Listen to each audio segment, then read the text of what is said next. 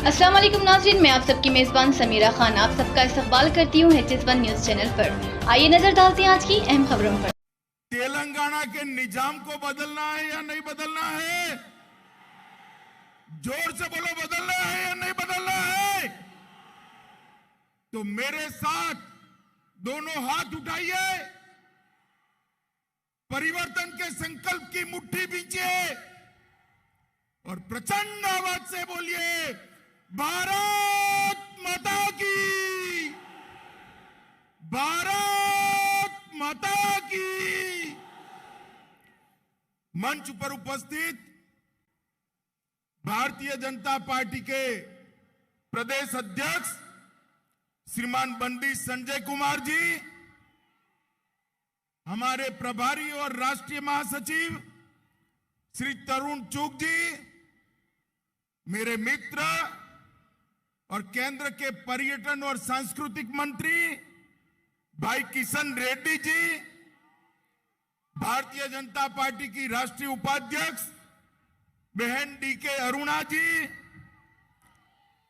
Doctor K Lakshman जी, हमारे वरिष्ठ नेता तेलंगाना के ही श्री P मुरलीधर राव जी, श्रीमान सुधाकर रेड्डी जी, श्री जितेंद्र रेड्डी जी, श्रीमती विजया शांति जी, श्री अटेला राजेंद्र जी, Shri T Raja Singh ji, Shri Dharmapuri Arvind ji, doctor G मनोहर रेड्डी जी और आज परिवर्तन की इस प्रचंड सभा के अंदर आए हुए प्यारे भाइयों, बहनों, माताओं और मेरे जिगर के टुकड़े जैसे युवा मित्रों,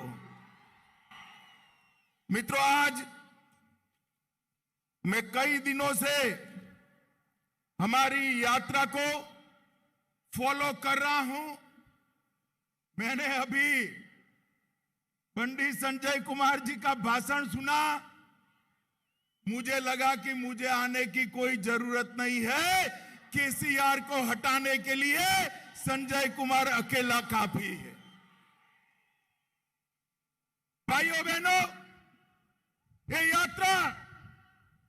यात्रा एक पार्टी को निकाल कर दूसरी पार्टी को बिठाने की यात्रा नहीं है। ये यात्रा किसी को मुख्यमंत्री बनाने की यात्रा नहीं है। ये यात्रा कोई राज्य के अंदर भारतीय जनता पार्टी की सरकार बनाने की यात्रा नहीं है।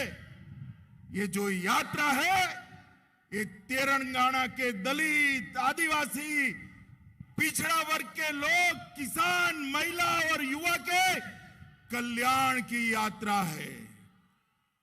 ये यात्रा हैदराबाद के निजाम को बदलने की यात्रा है।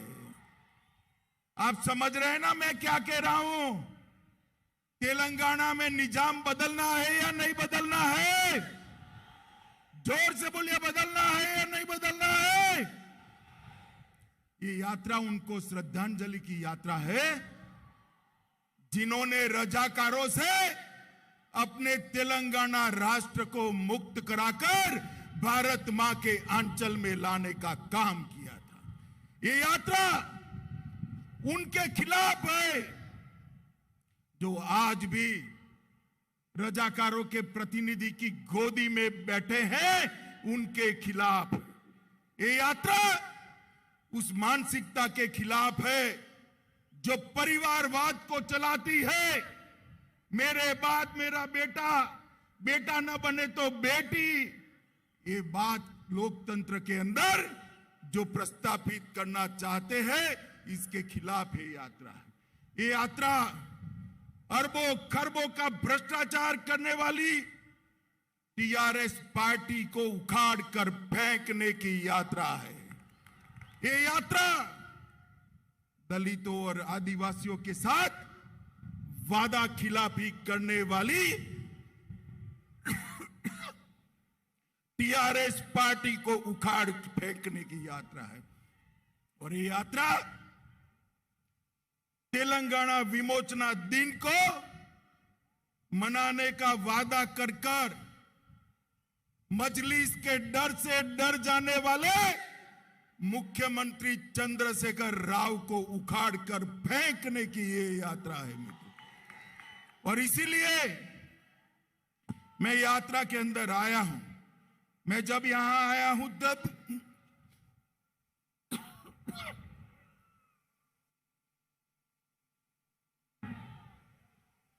पूरे देश की ओर से, पूरे तेलंगाना राष्ट्र की ओर से हमारे प्रथम गृह मंत्री सरदार वल्लभ भाई पटेल को प्रणाम कर कर श्रद्धांजलि देना चाहता हूं,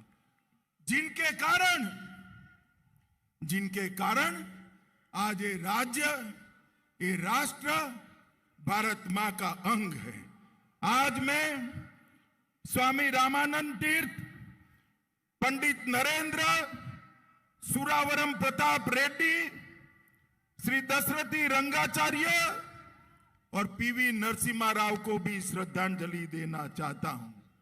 मित्रों, ये यात्रा में धूम धकती धूप के अंदर 45 डिग्री टेम्परेचर के अंदर लगभग 760 किलोमीटर पैदल चलकर हमारे प्रदेश अध्यक्ष ने तेलंगाना की पग पग भूमि को पैर से नापने का काम किया है।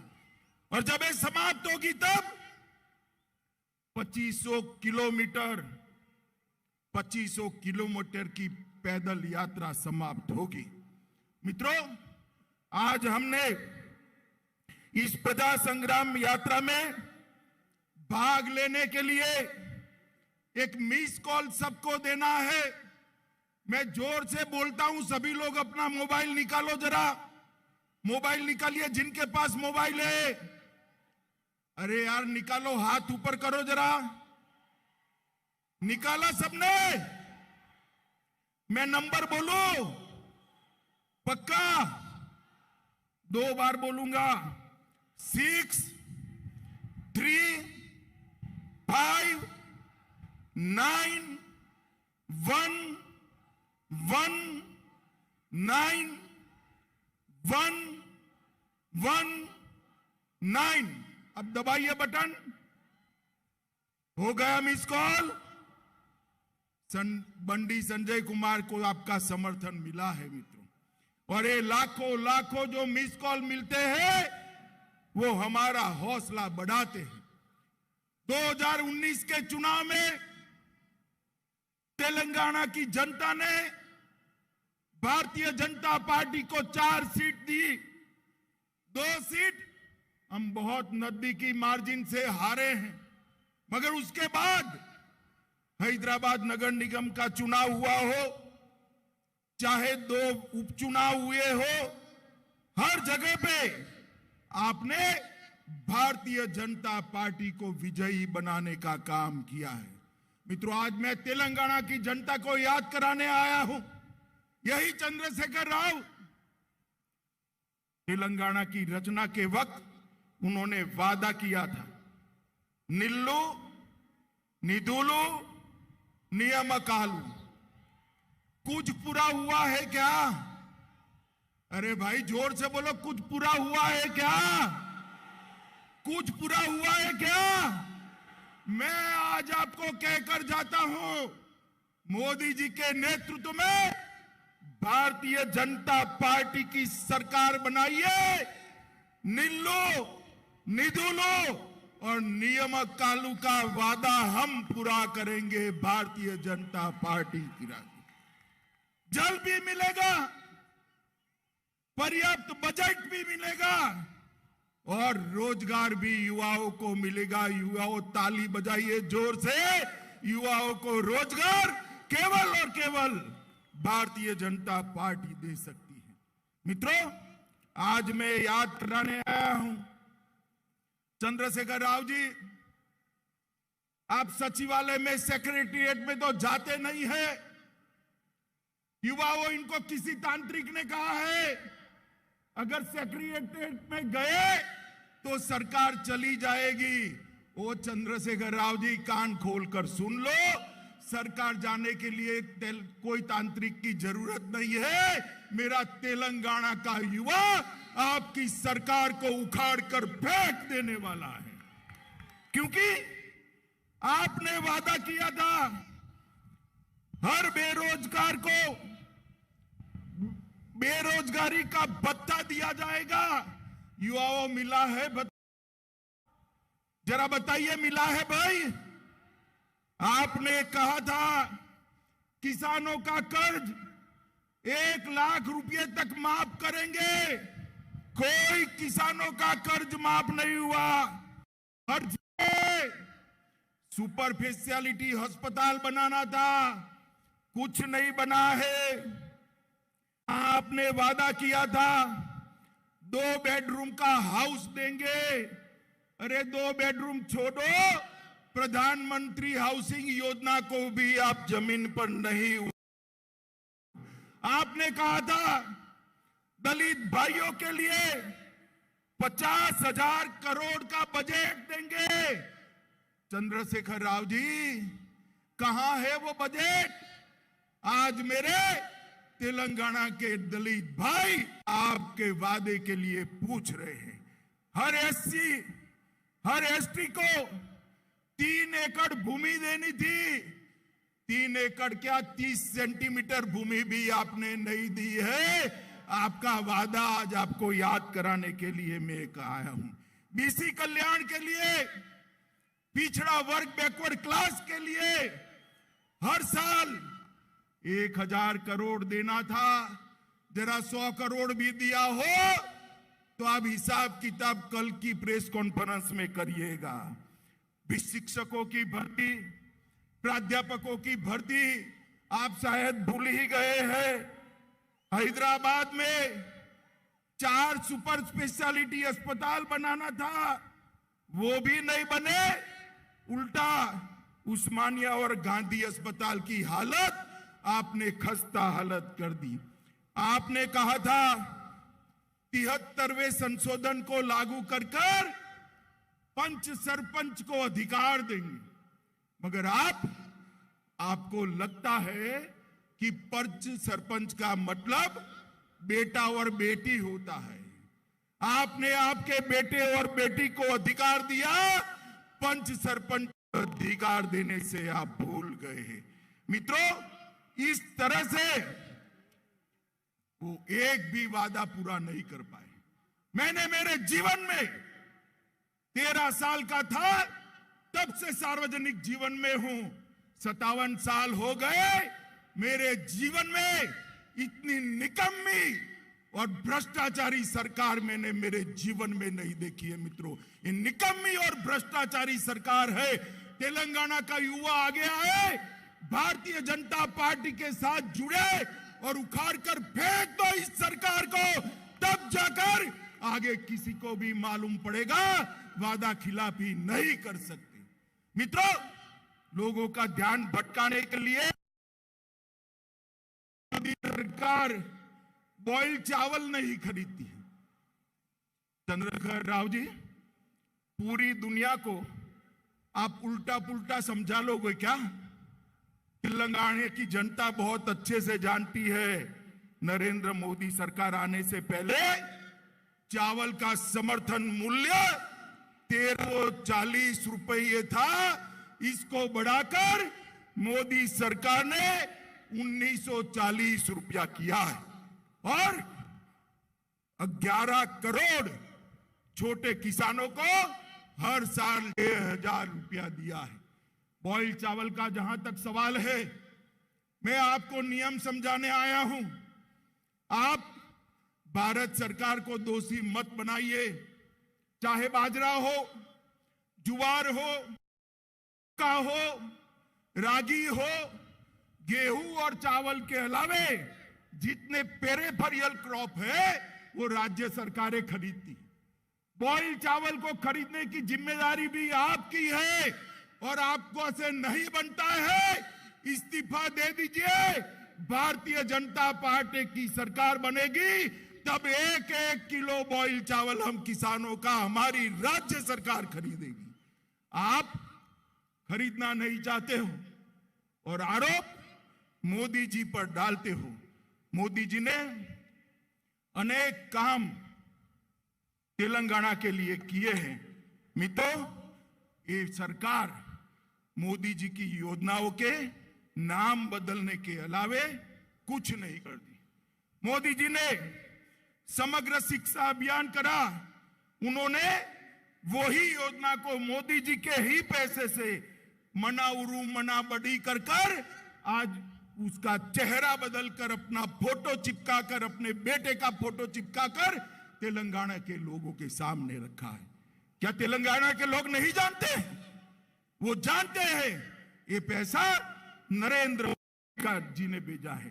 18,000 करोड़ रुपया नरेंद्र मोदी सरकार ने मनरेगा के लिए भेजा। आपने उसको हरिधर्म कार्यक्रम का नाम देकर आपकी और आपके बेटे की फोटो चिपका दी। तेलंगाना की जनता नहीं जानती है ये हरिधर्म कार्यक्रम आपका नहीं है, ये हरिधर्म कार्यक्रम हमारे नेता और देश के प्रधानमंत्री नरेंद्र मोदी का है। मित्रों, प्रधानमंत्री आवास योजना, उसका भी नाम बदला। नाम बदलकर मकान तो दे दे, मकान भी नहीं दे पाए। मित्रों, आज मैं एक बात बड़ी संवेदनशीलता के साथ कहने आया। भारतीय जनता पार्टी का अपने विचारों और अपनी आइडियोलॉजी को लेकर तेलंगाना राष्ट्र की जनता के सामने जाए।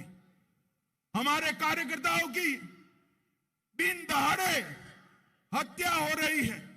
मुझे बताओ भाइयों, बहनों, माताओं, युवाओं, आप इससे सहमत हो क्या? जोर से बोलो, सहमत हो क्या? जोर से बोलो, सहमत हो क्या? ये चंद्रशेखर राव तेलंगाना को बंगाल बनाना चाहता है। आप बनाने दोगे क्या? बनाने दोगे क्या? बनाने दोगे क्या? भाइयों बहनों, उनको रोकना पड़ेगा। मैं आज भारतीय जनता पार्टी के सब कार्यकर्ताओं के कंधे पर हाथ रखकर कहता हूं, यहां बोल कर जाता हूं, साई गणेश को जो आत्महत्या करनी पड़ी है, हम सुनिश्चित करेंगे कि साई गणेश के हत्यारों को सजा दिलाई जाए, जेल के सलाखों के पीछे डाल दिया जाए। कब तक बचोगे? कितने साल बचोगे? एक दिन तो चुनाव के मैदान में आना ही है। और चंद्रशेखर राव जी, मैं आज कहकर जाता हूं, हर रोज 5 स्टार फार्म हाउस में बैठकर योजना आते हो कि चुनाव जल्दी करा देंगे, जल्दी करा देंगे। अरे जल्दी क्या, कल करा दो। भारतीय जनता पार्टी तैयार बैठी है। हार आपकी हार सामने की दीवार पर लिखी हुई सी निश्चित मैं पढ़ पाता हूं। मित्रों, भारतीय जनता पार्टी ने तैयार रहना चाहिए। मित्रों, आप मुझे बताओ, मोदी जी ने कश्मीर से धारा 370 हटाई, अच्छा किया या बुरा किया? अरे जोर से बोलो, उसको सुनाई पड़े ऐसे। ये मजलिस वालों के डर से चंद्रशेखर राव धारा 370 हटाने का विरोध करते थे। करना चाहिए क्या? करना चाहिए क्या? अरे हम मजलिस से भी नहीं डरते और आपसे भी नहीं डरते चंद्रशेखर राव। मोदी जी ने 5 अगस्त 2019 को धारा 70 को उखाड़ कर फेंक दिया और आज कश्मीर भारत माता का अभिन्न अंग बना हुआ है।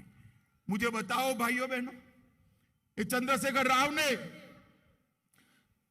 जब आंदोलन चल रहा था, तेलंगाना विमोचन दिन मनाने का वादा किया था या नहीं किया था? जोर से बोलो, किया था या नहीं किया था? मनाया क्या? मनाया? मनाएंगे भी नहीं, क्योंकि मजलिस से डरते हैं। वो मजलिस की गोदी में बैठे हुए, गोदी में। मगर युवाओं, आप में दम है, आप में जोश है, आप में ताकत है। मजलिस और चंद्रशेखर राव दोनों को एक साथ उखाड़ कर फेंक दीजिए। हम तेलंगाना विमोचन दिन मनाएंगे, हम किसी से नहीं डरते। भारतीय जनता पार्टी मानती है कि निजाम और रजाकारों के अत्याचार से जिस दिन तेलंगाना को मुक्ति मिली, वो दिन न केवल तेलंगाना, न केवल निजाम का शासन कर्नाटक और महाराष्ट्र, पूरे देश के लिए ऐतिहासिक दिन है मित्रों, पूरे देश के लिए ऐतिहासिक दिन। और ये मनाने का काम हम करेंगे मित्रों। ये टीआरएस की सरकार का निशान क्या है? गाड़ी है ना? गाड़ी है या नहीं है? मोटर है या नहीं है? अरे समझ रहे हो या नहीं समझ रहे हो? है ना? गाड़ी का स्टीयरिंग मालिक के हाथ में होता है या ड्राइवर के हाथ में होता है ना? हाँ या ना बोलो भाई, होता है ना? मगर ये टीआरएस की गाड़ी का स्टीयरिंग ओवैसी के हाथ में है। आपको मंजूर है? आपको मंजूर है ऐसी सरकार?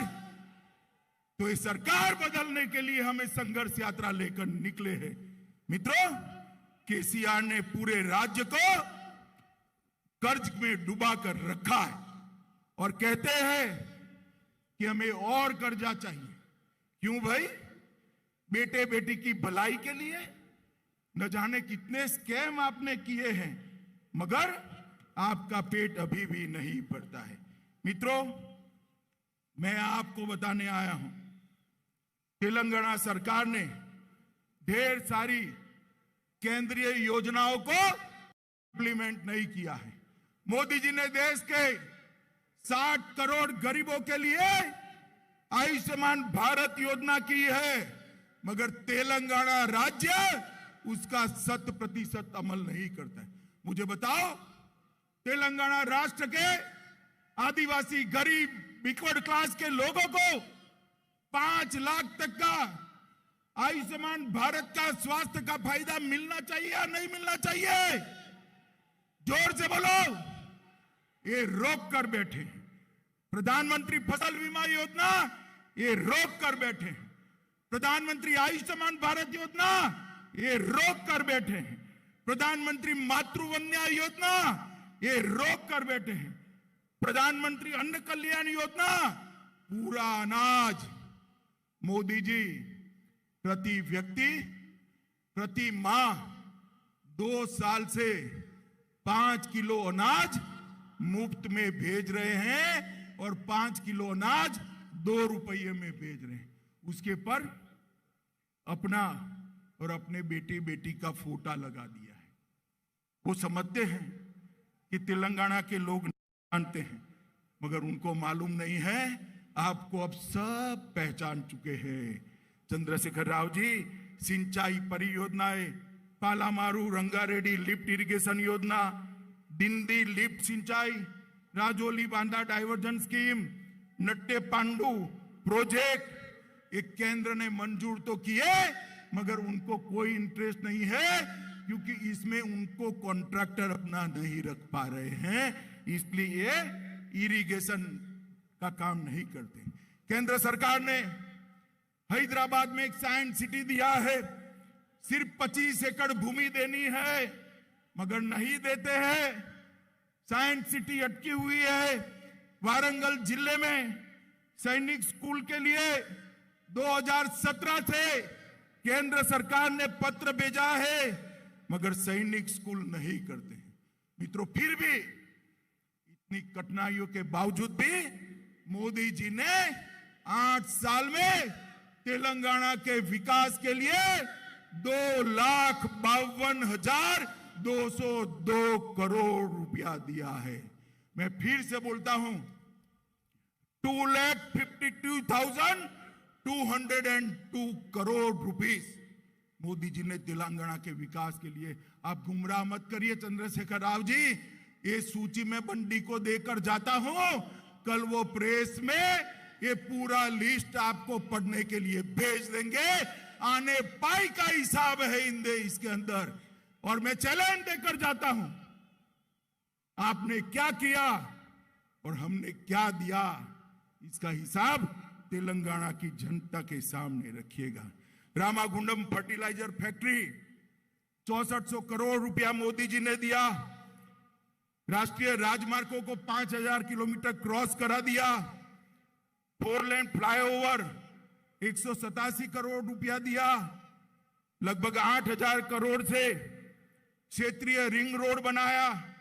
प्रधानमंत्री ग्रामीण सड़क योजना के तहत गांव के 2300 किलोमीटर के 1700 करोड़ रुपए के खर्च से रोड बनाए। रेलवे में हमने 4200 करोड़ रुपया खर्च किया और मिशन भगीरथ योजना के तहत 2500 करोड़ रुपया दिए। मित्रों, बहुत बड़ी सूची है, कल बंदी जी देंगे। मैं अंत में इतना ही कहना आया हूं मित्रों, आज मैं घोषणा कर जाता हूं कि भारतीय जनता पार्टी की एक सरकार चुनाव में बना दीजिए। चंद्रशेखर राव को ऐसा है कि हम चाल चलेंगे, चुनाव जल्दी करा देंगे। भैया चंद्रशेखर राव, हम भी चुनाव की ही राख दे रहे हैं, कल ही घोषणा कर दो। आप कल ही घोषणा कर दो। ये निश्चित है भारतीय जनता पार्टी की सरकार बनेगी और भारतीय जनता पार्टी की सरकार बनने के बाद 1-1 किलो बॉइल्ड राइस हम परचेज भी करेंगे और किसानों को मदद भी करेंगे। इसके साथ साथ जो धर्म के आधार पर माइनॉरिटी का रिजर्वेशन करा है, जिसके कारण एससी, एसटी और ओबीसी के रिजर्वेशन में कटौती आपने की है, हम माइनॉरिटी के रिजर्वेशन को समाप्त कर एससी, एसटी और ओबीसी के रिजर्वेशन को बढ़ा देंगे। माताओं, भाइयों और बहनों, परिवारवादी सरकार, ये भ्रष्टाचारी सरकार, तंत्र मंत्र के आधार पर चलने वाली सरकार तेलंगाना का भला नहीं कर सकती। नरेंद्र मोदी जी, जिन्होंने पूरे देश के अंदर विकास की एक लहर फैलाई है, 8 साल के अंदर भारत का डंका पूरे विश्व के अंदर बजाने का काम हमारे नरेंद्र मोदी जी ने किया है। जिन्होंने भारत किया है, कोरोना के खिलाफ सफल लड़ाई लड़ी है, करोड़ों लोगों का टीकाकरण करा है, स्टार्टअप की शुरुआत की है, किसान, दलित और आदिवासियों के लिए, युवाओं के लिए ढेर सारे कार्यक्रम ले आए हैं। मोदी जी के नेतृत्व में यहां डबल डेकर सरकार बनानी है। मित्रों, डबल डेकर सरकार समझ रहे हो ना? एक सरकार तो आपने बनाई है मोदी जी की, दूसरी बनाई है तेलंगाना में भारतीय जनता पार्टी की। ये दोनों सरकार बनाकर सुरक्षित और समृद्ध तेलंगाना का वादा हम पूरा करेंगे। तीसरा चरण जब यात्रा का शुरू हो, तब इससे भी 2 गुना बड़ी संख्या में हमारे प्रदेश अध्यक्ष का आप समर्थन करिए।